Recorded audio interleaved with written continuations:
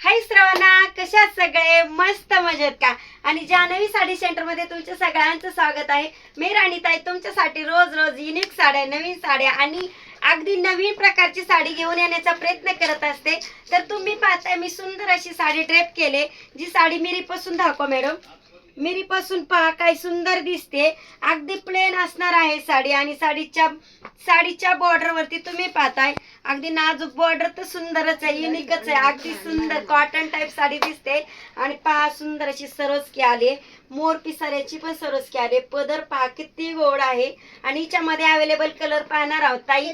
खास करून वटपौर्णिमेसाठी special offer असणार आहे. सुंदर अशी साडी वटपौर्णिमा स्पेशल साडी पाहिजे ताई आपल्याला.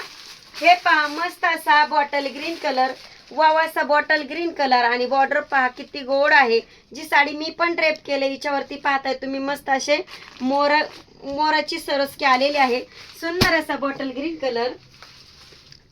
दुसरा कलर जाणार आहे फेअर कलर साठी सुंदर असा दिसणारा कलर असणार आहे मरून कलर.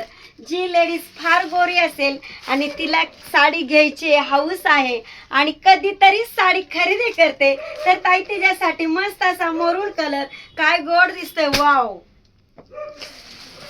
छान असा. कसा दिसतोय ताई? सावळा शेड आहे आणि तुला साडी घ्यायची पण प्रश्न पडतो कोणता कलर घेऊ आणि कोणता छान दिसेल.